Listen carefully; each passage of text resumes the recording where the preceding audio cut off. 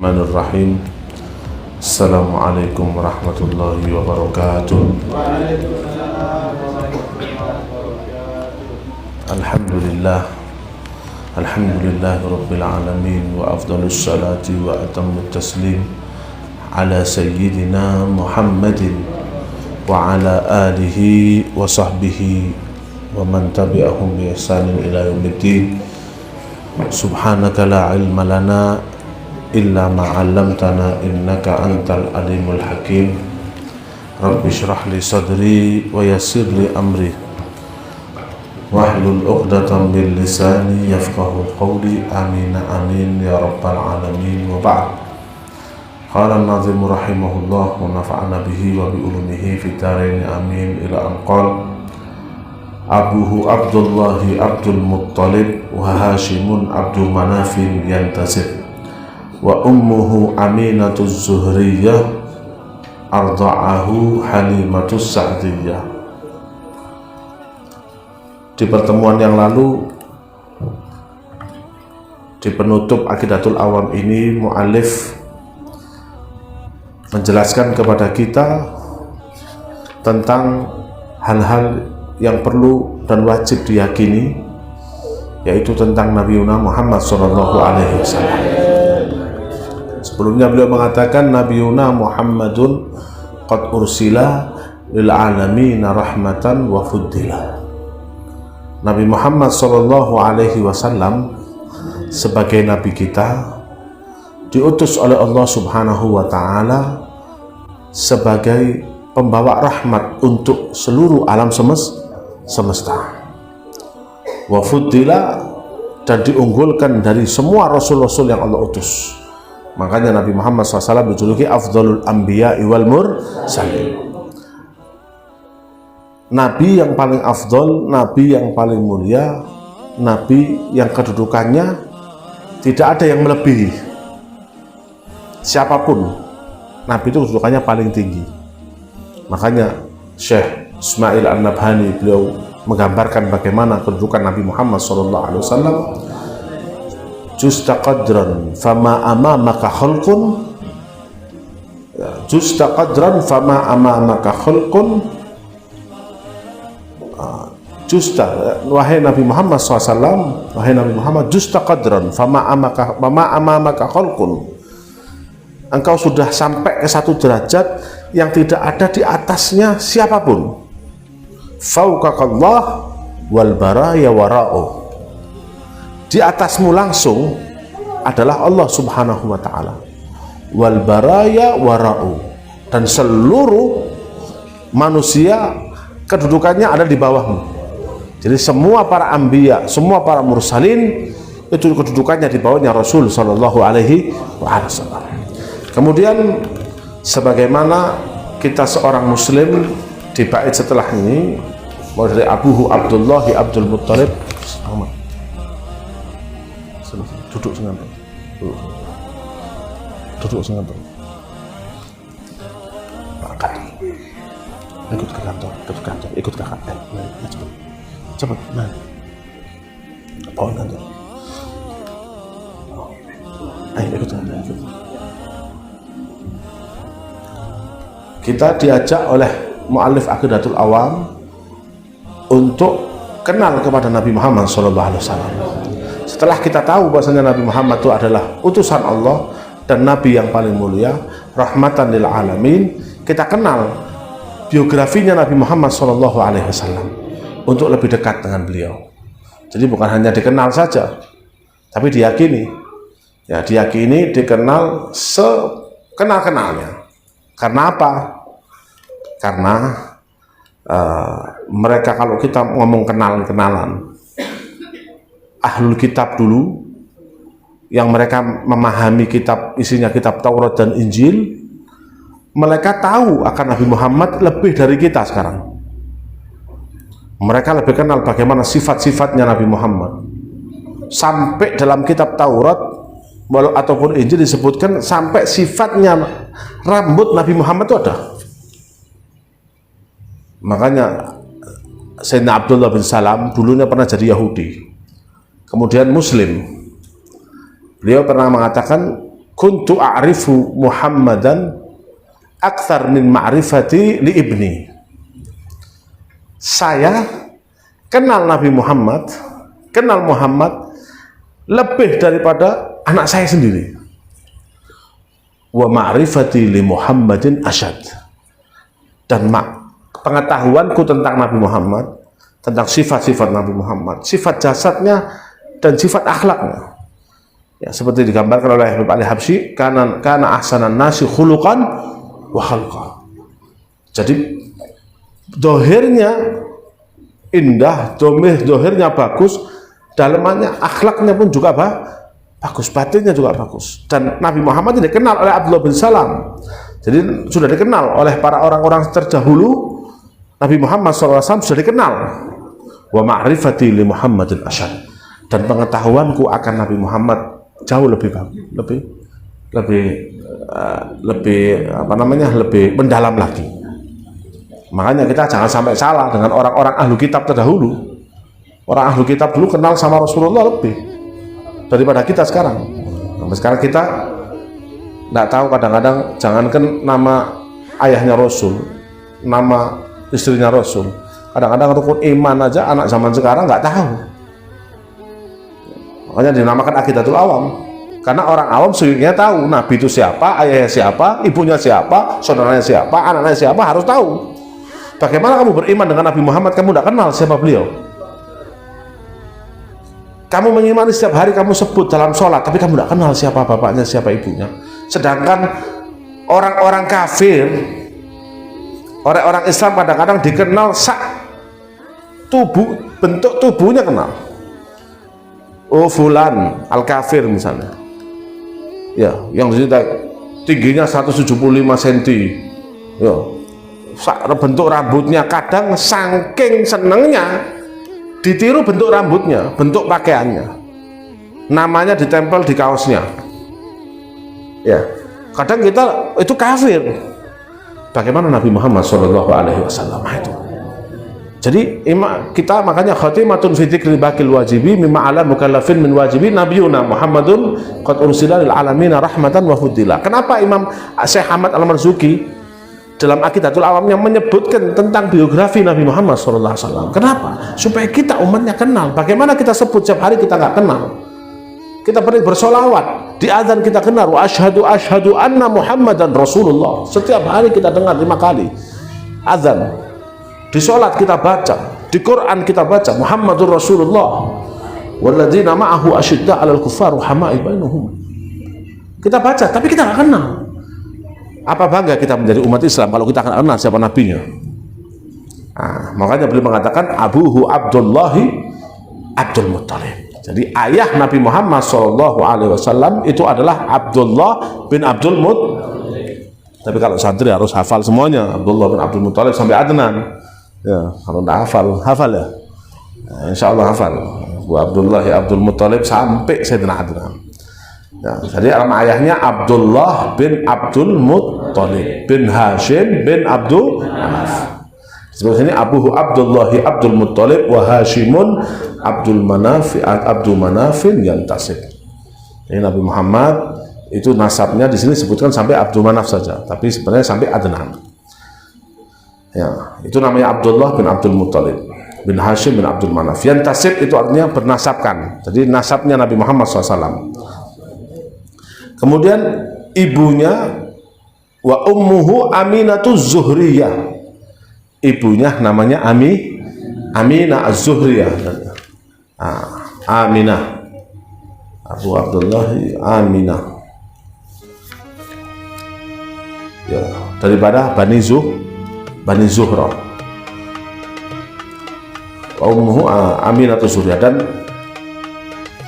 memang Sayyidina Abdullah ini kenal pada zamannya orang yang sangat baik sekali.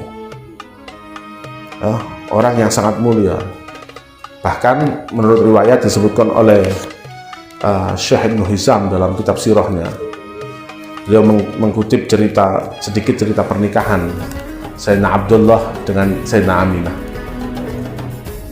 Sudah ma'ruf di antara kita bahwasanya nurnya Nabi Muhammad itu pindah dari Nabi Ibrahim ke Nabi Nuh, terus sampai Sayyidina Abdul, fatanaqqala dzalikal jamalul maimun fil aslabil karimati, fatalaqqa ada apa nama ada Nuhin wa Ibrahim, nah hatta usalathu yadul ilmi ada madhab disebutkan. Jadi nurnya Nabi Muhammad itu berpindah dari Nabi Adam ke Nabi Adam. Ketika sampai di Abdullah, itu nur Nabi Muhammad terpancar di wajah beliau. Akhirnya karena mereka itu orang-orang dulu itu ahlu kitab, makanya bilang ahlu kitab. Kenapa? Orang Yahudi dan Nasrani itu disebut ahlu kitab karena mereka memahami kitabnya, ngerti tahu apa isi kitabnya, ya, paham mereka, dan nama-nama dan sifat-sifat Nabi Muhammad sudah mereka paham. Ini tidak biasa wajahnya, kan ketara. Orang wajahnya kena lampu dop kan ketara ya. Kalau orang kena lampu dop, nah, ataupun ireng, legam kena lampu dop, berarti bercahaya mukanya kan juga. Tapi ini memang dasarnya ada cahaya. Satu orang perempuan selain Aminah, satu orang perempuan itu tahu bahwasanya ini ada sesuatu, ya, di tubuh Abdullah ini ada sesuatu. Akhirnya dia datang kepada Abdullah untuk melamar. Biasanya yang melamar siapa? Laki ngelamar perempuan. Ini enggak, perempuan ngelamar laki. Kan berarti hebat tuh. Di zaman itu, di zaman Arab. Akhirnya datang ke Sayyidina Abdullah. Wahai Abdullah, saya lihat di jasadmu itu ada kelebihan, ada keistimewaan. Kalau engkau mau, maka kalau kamu mau kawin sama aku beri kamu hadiah 100 ekor unta. 1 ekor unta itu sekarang sekitar ya mungkin 10 sampai 20 juta tergantung besar kecilnya untanya. Ya, ambillah 10 juta. Kalau 100 1 miliar.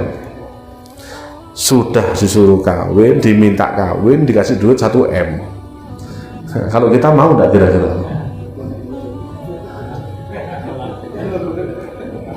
Gak kelem. Ya waktu yang pertama model sampean. Saem, tapi lek kerungu saem insyaallah yang pertama ridho. Ya. Jadi sudah diserah, dikasih dirinya, ditambah lagi 100 ekor unta. Ayo kamu mau apa enggak? Melihat seperti itu, Sayyidina Abdullah tidak tertarik. Bayangkan ya, memang itu adalah kudrah ilahiyah. Itu memang ada apa namanya, ada pilihan Allah subhanahu wa ta'ala. Sayyidina Abdullah ini adalah orang yang terpilih. Allah gerakkan hatinya tidak condong kepada wanita. Kenapa? Wanita itu kepingin nur itu pindah ke dia. Tidak mau, dipaksa lagi tidak mau. Sudah, wanita itu dengan rasa penuh penyesalan, sedih, meninggalkan Sayyidina Abdullah.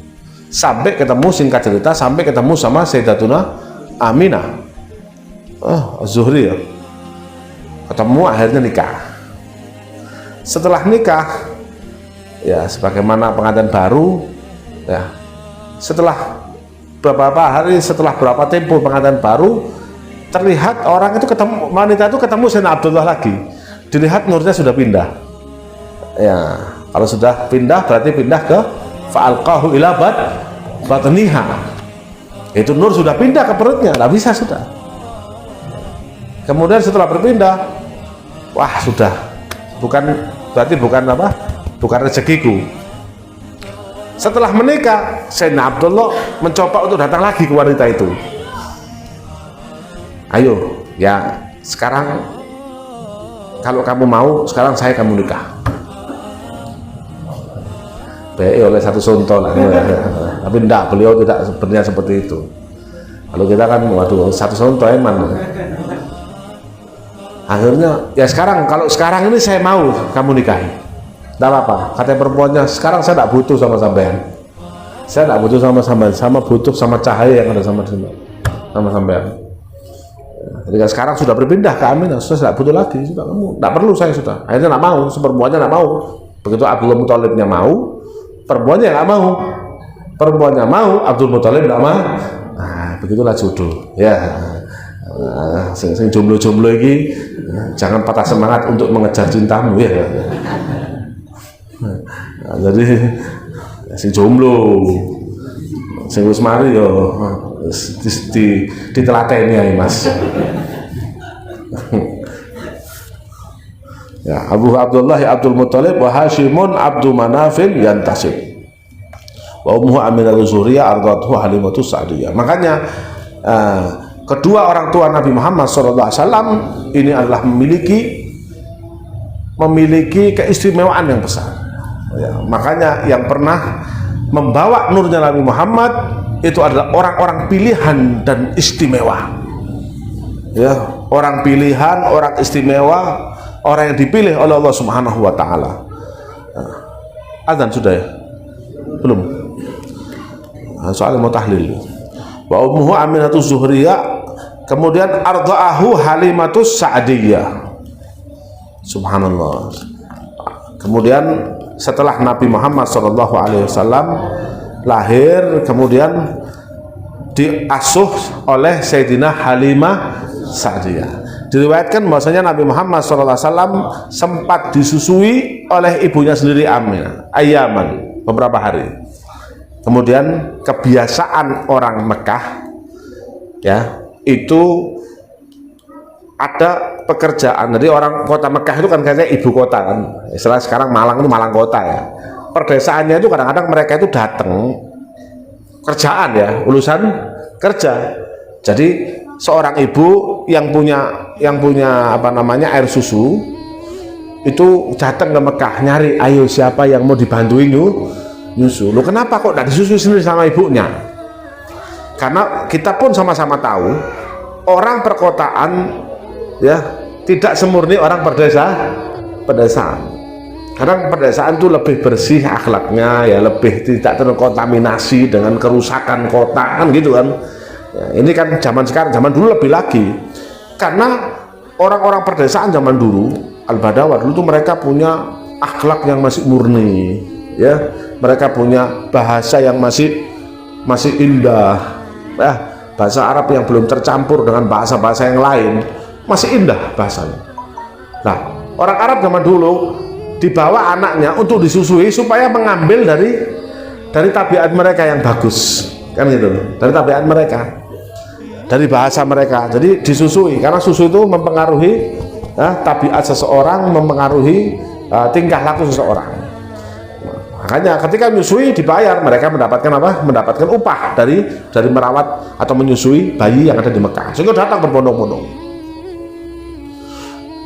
Semuanya yang rombongan saat ini Halimatus Sa'diyah itu dengan suaminya itu tidak datang sendiri, rombongan dari pedesaan, dari Bani Sa'ad itu sendiri. Ya, sendiri sampai ke mana, ke Mekah. Semua sudah dapat bayi, tinggal Halimah Sa'diyah sama mana, sama istri suaminya. Waduh, apa ini? Cak Bayu, Pak. Akhirnya datang keliling-keliling dapati Nabi Muhammad SAW. Lah mereka ini kan Halimah Sa'diyah ini kan memang untuk mencari upah kan gitu. Dilihat Nabi Muhammad ini bukan dari golongan keluarga yang kaya, bukan kaya. Jadi apa ini? Dilihat bayinya itu, waduh, ini orang yang miskin, tidak bisa ngasih upah yang selayaknya. Akhirnya ditinggal bayi itu. Setelah ditinggal, di tengah perjalanan terjadi perbincangan antara Halimatus Sa'diyah dengan suami. Terus kita balik aja, daripada kita nggak dapat apa-apa, lebih baik yang ada mungkin saja kita akan mendapatkan barokah dari bayi itu. Kata-kata barokah ini disebutkan di Sirah Ibnu Hisham. Kan dapatkan barokah apa emang? Zaman itu Halimatus Sa'diyah kenal barokah. Sebelum Nabi diutus menjadi Rasul sudah keyakinan barokah. Terus kita ngambil berkah. Karena ada kaidah mengatakan ma la yudraku kulluhu la yudraku kulluh. Sesuatu yang tidak bisa didapat semuanya, jangan ditinggal semua. Wis enggak apa-apa wis. Daripada kita pulang nggak bawa bayi, ya juga dapat apa-apa. Mudah-mudahan anak bayi ini membawa kita keberkahan dan ternyata benar. Sudah pergi, Pak. Balik lagi ke apa namanya, Siti Aminah. Sudah, nggak apa-apa. Loh, tadi nggak mau. Ya, nggak apa-apa, sekarang saya bawa, wis. Insya Allah nanti dapat barokah. Menurut bayinya, masya Allah. Nah, padahal menurut beberapa riwayat, ya, itu dikatakan karena mereka, jangankan alam manusia, alam hewan pun itu juga menginginkan untuk merawat Nabi Muhammad SAW. Dari riwayat apa namanya, alam hewan seperti burung, nah, kemudian apa namanya, binatang-binatang itu juga mereka tahu kan sama Nabi Muhammad. Sebelum Nabi Muhammad itu mereka tahu, ya, batu pun tahu kepada Nabi Muhammad. Mereka berbondong-bondong, akhirnya Halimah dibawa. Ternyata benar, di perjalanan pun sudah mendapatkan keajaiban, ya. Waqad ata wa syarifuha wa atanuha wa syarifuha dhaifatan.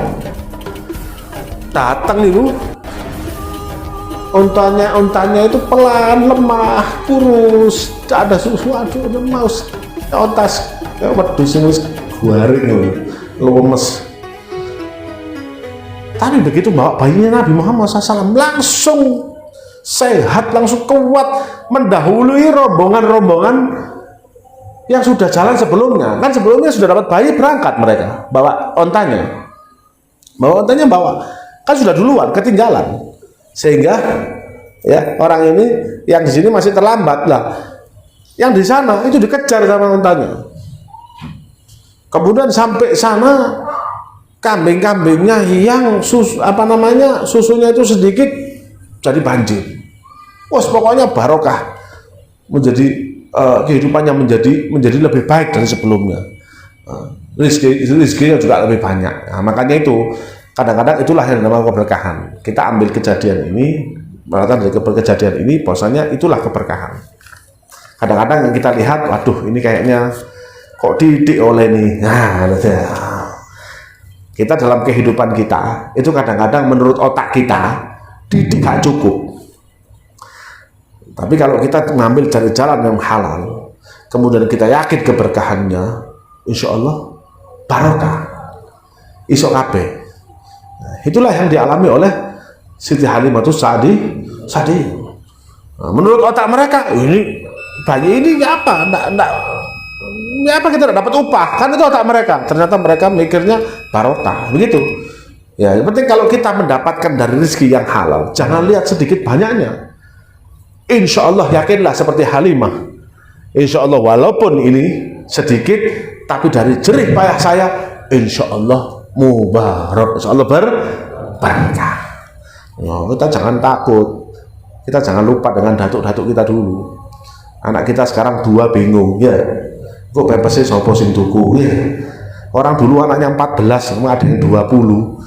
Kerjane ngarit di Tegalan, ya mana putu sampai saiki, Pak. Iya Pak, enggak? Apa itu maknanya? Bayangkan orang dulu sampai yang sepuh-sepuh semerap ya Pak, ya. Orang dulu ada 8, 10, 12, 13, 15. Ya. Saiki kok mana 15 sengklek. Iya Pak. Orang dulu anaknya banyak seperti itu. Kerjanya apa? Sawah di Tegalan, ibu ibu rantang. Ya, bisa hidup, beranak pinak sampai detik ini lah. Kalau mereka mati kelaparan, ya kita tidak lahir sekarang. Benar enggak? Nah, kenapa? Karena orang dulu tuh lagi berkah, wis pokoknya didik seperti berkah. Ya, mudah-mudahan insya Allah. Dan di Mekah ada satu ulama di Mekah, saya lupa namanya, saya pernah diceritai, lupa, satu ulama Mekah itu punya istri 4, tinggalnya tuh di atas gunung. Jadi kalau dari haram tuh kelihatan, ada rumah satu, istri pertama, istri kedua, turun gini. Anaknya itu kalau tidak salah puluhan pokoknya, saya lupa benar berapa. Anaknya itu 40, 30, banyak anak. Istrinya 4. Jadi kalau sarapan, orang makan siang, ya, itu ditoto jejer kabeh sama 4 istrinya sama anaknya yang puluhan itu. Kerjanya apa? Ngajar tok. Ndak punya tuku. Saiki wong sing montore jejer telu omahe kok istana, duwe anak telu wedi. Engko mangan opo anakmu? Karena apa bedanya kita sama orang dulu adalah mereka itu dulu yakin keberkahan, tapi kalau kita tidak yakin yang banyak-banyak lah, sing banyak-banyak itu yakin ya. Padahal kadang-kadang banyak tapi tidak berkah. Mudah-mudahan insya Allah rezeki kita, anak kita, umur kita diberikan barokah oleh Allah Subhanahu Wa Taala. Amin ya Rabbal. Bismillahirrahmanirrahim. Habib Alwi. Bismillahirrahmanirrahim. Allahumma lakal hamdu wa ilaikal mustaka wa antal musta'an wa alaika tukilan wa la hawla wa la quwwata illa billahil azim. Allahumma ijma'na 'alaik wa farriqna 'alaik wa taj'al hawajana ila ilaik. Allahumma adhfar jam'ana hadha ila dhanbin maghfur wa amalin mabrur tijarat ila tabur ya aziz wa ghafur. Rabbana iftah bainana wa baina qaumina bil haqq wa anta khairul fatihin. Sallallahu ala sayyidina Muhammadin wa alihi wasallam. Subhana rabbika rabbil izzati amma yasifun wa salamun alal mursalin walhamdulillahi rabbil alamin. Barakatul Fatihah bila syifa qabul du'a wa daf'il bala wal waba. Bapak Haji Muhammad Yunus, anallah fi syifaan ajilan wa amradana amradakum wa amradana amradakum wa amradal muslimin wa yarfa'na al bara wal waba wal ghala wa jami'al fitan ma dhahara minha wa batan ala hadiniyah wa qulun salihah wa ala man wa aslafuna wa jawana abar salim sila asraril